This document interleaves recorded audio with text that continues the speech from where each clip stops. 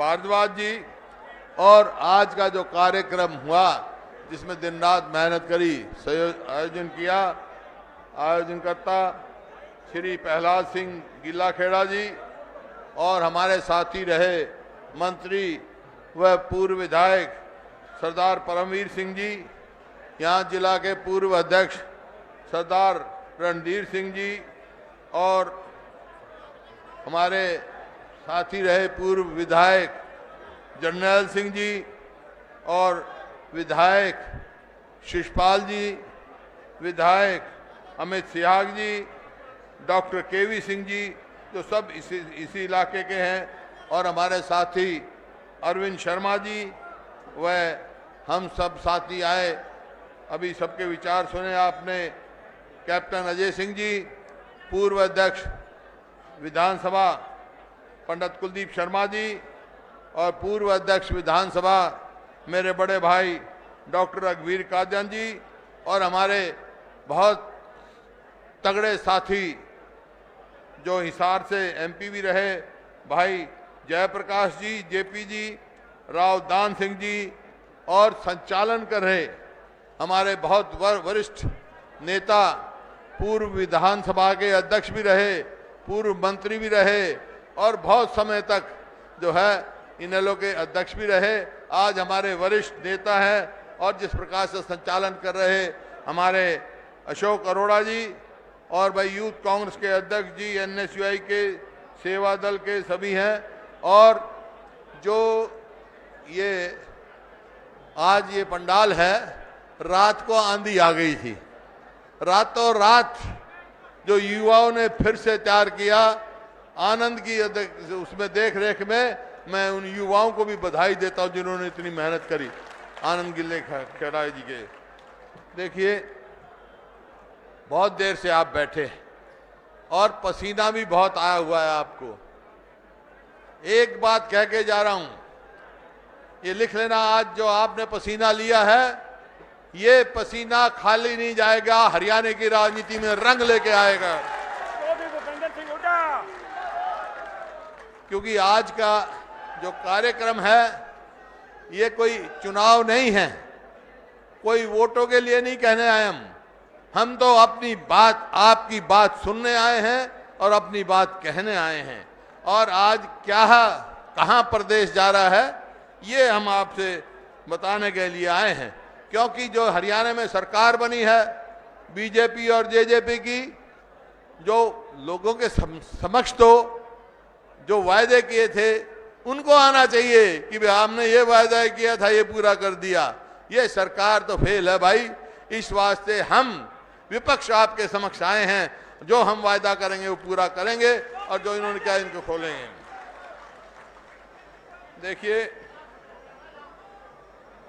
आज फतेहाबाद के तकलीफों का मेरे को मालूम, पहले मैं जिले की बात करता हूं।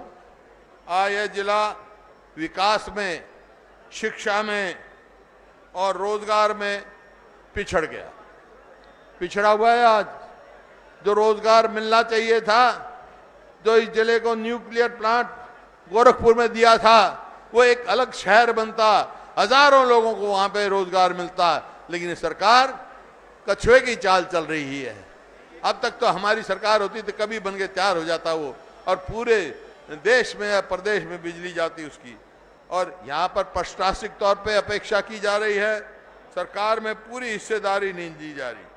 आपने देखा यहाँ क्या परिस्थिति है, वैसे तो सारे हरियाणा में है, लेकिन यहाँ खास तौर पे क्या है, स्कूलों में जाओ तो मास्टर नहीं, अरे अस्पताल में जाओ तो डॉक्टर नहीं, और दफ्तर में जाओ तो कर्मचारी नहीं, बाहर हड़ताल पे बैठे रहते हैं।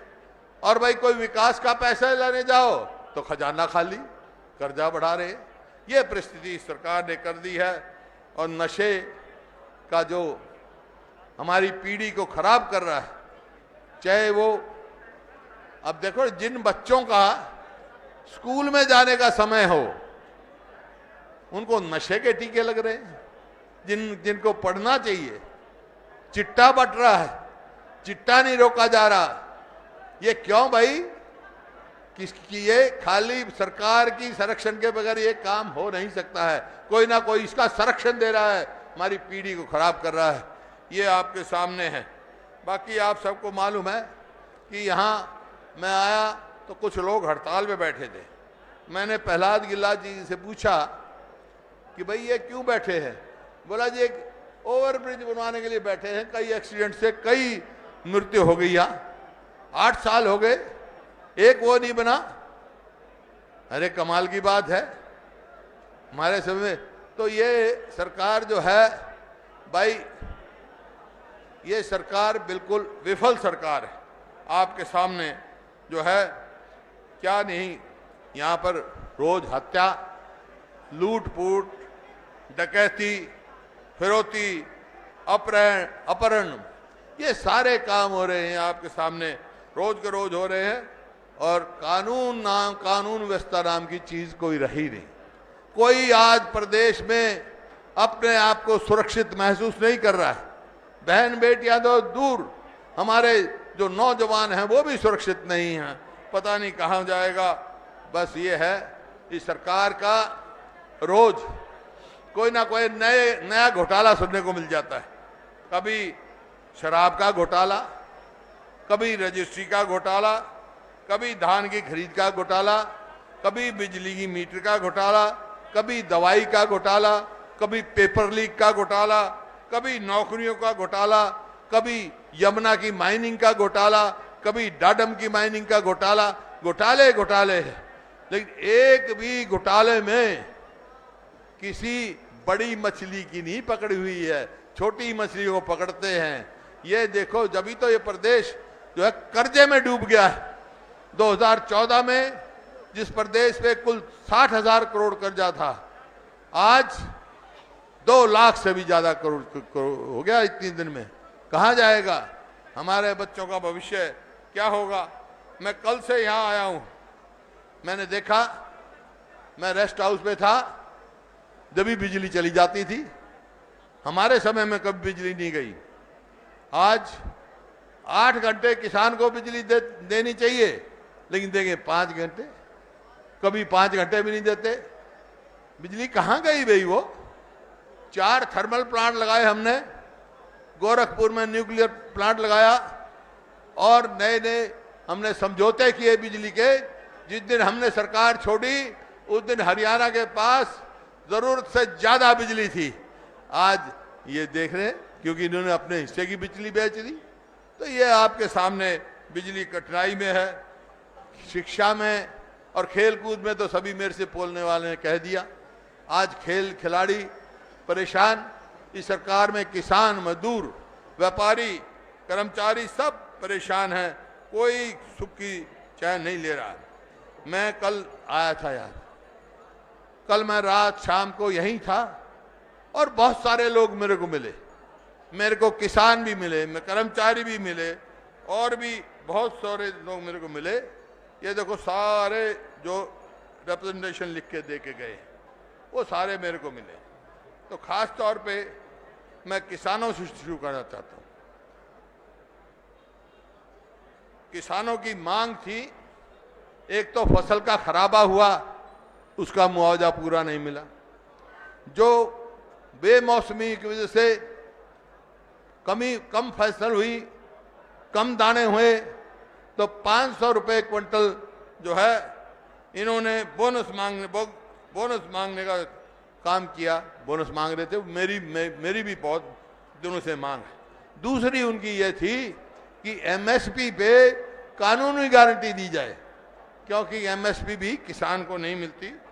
किसान के ऊपर जो दर्ज किए हुए मुकदमे हैं वो वापस लिए जाए, और जो किसान अपने जान कुर्बान कर चुके 1 साल तक, वहां उन किसानों को मुआवजा दिया जाए, एक नौकरी दी जाए उनके घर में। ये मांगे हैं। अब अलग अलग कर्मचारी भी मिले मेरे को। कर्मचारी मिले आपके, एक तो कोविड के समय में, मतलब ये सरकार नौकरी देने का काम नहीं कर रही, निकालने का काम करें। कोविड के समय में 2200 कर्मचारी लगाए थे और 2 साल उनसे काम लेके थोड़े दिन पहले छुट्टी कर दी और कहा फिर देंगे, लेकिन कोई नहीं। इसी प्रकार से 1900 पीटीआई जो मुख्यमंत्री का भी वायदा था कि हम लगाएंगे 1.5 साल पहले, वो कोई नहीं, सब ऐसे ही है। इसी तरह आंगनबाड़ी वर्कर और वो कर्मचारियों का आपने देखा, फिर पुलिस के कर्मचारी वो कह रहे हैं जी हमारे को वो मिलता था बस का भाड़ा, स्टेट से बाहर कभी दिल्ली जाना पड़ता, कभी पंजाब में जाना पड़ता, वो भी काट लिया गया। तो भाई किसका क्या भला किया इसने? इस सरकार ने किसी का भला करने का काम नहीं किया। तो हम क्या करेंगे ये बताना चाहता हूं कि समय आपका बहुत हो गया।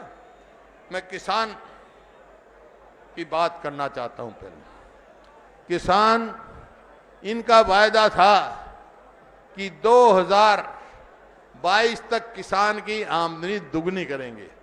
हुई भाई दुगनी? खर्चा तो दुगना तिगना हो गया कि नहीं? हमारे समय में डीजल पूरे देश में सबसे सस्ता मिलता था, ना पेस्टिसाइड पे कोई टैक्स था, ना ट्रैक्टर पार्ट्स पे था, ना खाद पे था। अब हर चीज पे जीएसटी लग गया। हमारा उदयपुर में हुआ था, सोनिया जी ने मेरे जुम्मे लगाया, पार्टी ने किसान के क्या करना चाहिए, हमने वह पास कर दिया। हमारी सरकार आएगी तो ना खाद पर, ना ट्रैक्टर पार्ट पर, ना पेस्टिसाइड्स पर कोई जीएसटी नहीं होगा, ताकि लागत सस्ती हो।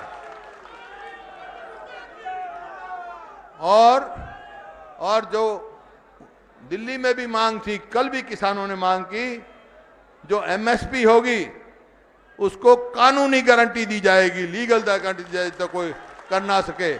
और एमएसपी किस बात पे, कैसे नापी जाएगी, कैसे फैसला किया जाएगा?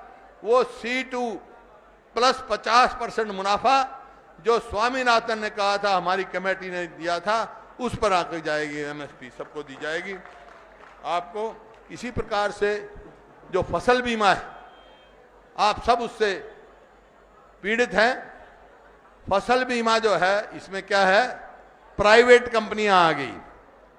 पिछले कुछ साल में कंपनियों ने 34,000 करोड़ मुनाफा कमाया है, किसान को कुछ फायदा नहीं हुआ।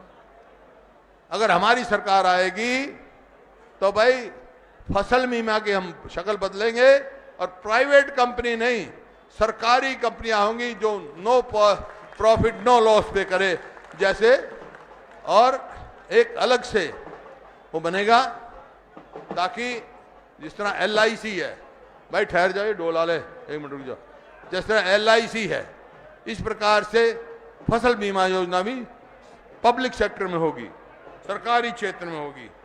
ये आपने फिर जैसे मैंने कहा कि किसान आज दुगनी आमदनी तो नहीं करी इन्होंने, लेकिन भारत के किसान पर कर्जा दुगना कर दिया। 2014 में पूरे देश के किसान पर 8 लाख करोड़ कर्जा था, और आज जब देश आजाद हुआ, जब से लेकर 14 तक, और आज 14 से आज तक कितना हो गया, 16 लाख करोड़ कर्जा हो गया। तो अगर कांग्रेस की सरकार आएगी, हमारी सरकार आएगी, तो भाई कर्जे के लिए एक कमीशन बनाया जाएगा, ताकि वो उस पर निपटारा हो, बातचीत से हो। और जिस प्रकार इंडस्ट्री का होता है सेटलमेंट, समझौता, उसी प्रकार से होगा। और किसी भी किसान की जमीन नीलाम नहीं होगी, किसी भी किसान पर मुकदमा नहीं चलेगा, और तरीके हैं ये है। और जो बीमा योजना है, इसमें किसान को तो मिलेगा ही, लेकिन जब फसल खराब हो जाती है, जो जमीन का मालिक है उसको तो मिल जाएगा बीमा, लेकिन उसमें जो मजदूर हैं, जिनके पेट की वो थी, जो मजदूरी जिनको करनी थी, वो भी तो अपने वंचित हो गए मजदूरी से, उनका भी उसका इसमें हिस्सा रखा जाएगा जितना बीमा मिलेगा, ताकि मजदूर का भी भला हो। इसी प्रकार से सवाल आया भाई बुढ़ापा पेंशन का। हमने कहा था उस टाइम कि भाई 5100 रुपये हम करेंगे, वो तो कई साल हो गए। अब का सरकार आई तो कितनी करेंगे, 6,000 रुपए से शुरू करेंगे। इसका मतलब क्या है? इसका मतलब है आजकल जो है ना 200 के नोट चल रहे हैं ना, 200 का, रोज एक 200 का नोट किसान को मिले, ताकि बुजुर्ग को मिले, ताकि वो अपने सुख से रोटी खा सके, अपने सम्मान से रोटी खा सके। इस प्रकार से बैकवर्ड क्लासेज हैं हमारे। बैकवर्ड क्लासेज का क्रीमी लेयर जो है इन्होंने 8 लाख थी, 8 लाख से घटा के 6 लाख कर दिया। इसका मतलब क्या है? नीयत में खोट है। जिसका घर में चपड़ासी लग गया, पटवारी लग गया, तो वो नौकरी से वंचित हो जाएगा। डोमिसाइल की उम्र 15 साल से 5 कर दी, उसका लाभ भी नहीं पहुंचेगा। तो भाई हम ऐसा काम करेंगे, हमारी सरकार आई तो क्रीमी लेयर की लिमिट 6 लाख नहीं 10 लाख करेंगे, और उसमें तनख्वाह नहीं जुड़ेगी। और उसको जानने के लिए सर्वे करवाया जाएगा। जनगणना जाति के आधार पर करें, ताकि जिसका जो हक हो वो उसको हक मिल सके। तो इस प्रकार से है, और बहुत सारी बातें हैं। बाकी सारी तफसील में आपने सारी बात करी। भाई फतियाबाद की, जैसे मैंने कहा, मैं आज सैर कर रहा था सवेरे, ये कॉलोनी है, मैं नाम भूल गया उसका, बहुत अच्छे मकान बनाए हुए हैं। तो एक आदमी आया, बोला जी आप नहर के पानी का इंतजाम कर गए थे, काफी जगह आया है, लेकिन इसमें अब तक पानी नहीं आया, पीने का पानी नहीं। अरे जो सरकार पीने का पानी नहीं दे सकती, वो किसका क्या करेगी? इस प्रकार से फतियाबाद की सड़कें देखो, फतियाबाद में कोई विकास चीज का नाम नहीं। क्यों? क्योंकि सरकार कर्जा ही लेती है। तो भाई एक बात मैं कह सकता हूं, आज आपकी ये भीड़ देखकर ये अब रुकने वाली नहीं है। यहाँ की आवाज उठी हुई पूरे हरियाणा में जाएगी, राजनीति के रंग लेके आएगी। भाई फतियाबाद ने जो मान सम्मान दिया है, जो हमारा हौसला बढ़ाया है, भाई इसको फतियाबाद को हम सवाया करके देंगे।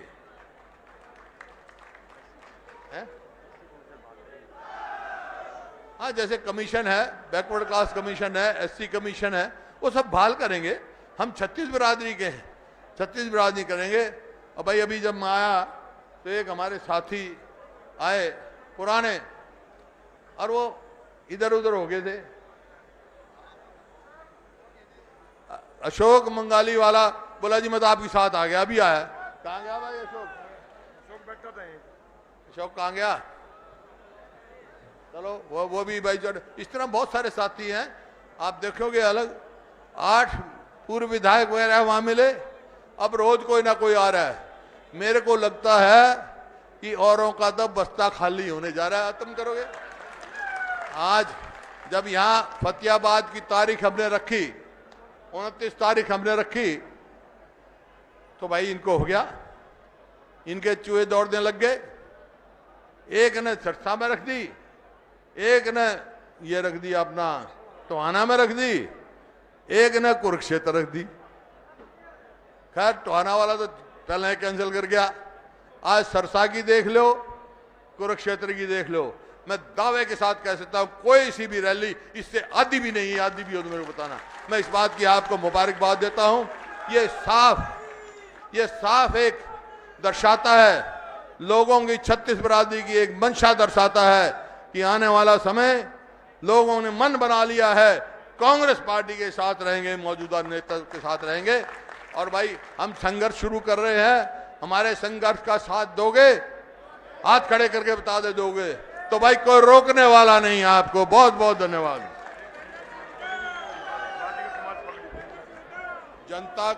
जनता की आवाज कोई रोक नहीं सकता है। जनता की आवाज आज फतियाबाद से ललकार दे चुकी है। हुड्डा साहब को बाजीगर समाज की तरफ से पगड़ी भेंट की रख के स्वागत किया जा रहा है। हमारे बीच में पूर्व विधायक जिलेराम शर्मा जी भी पहुंचे हैं, उनका भी स्वागत है। और आप सब भाइयों का बहुत बहुत धन्यवाद करते हैं। सभी कार्यकर्ता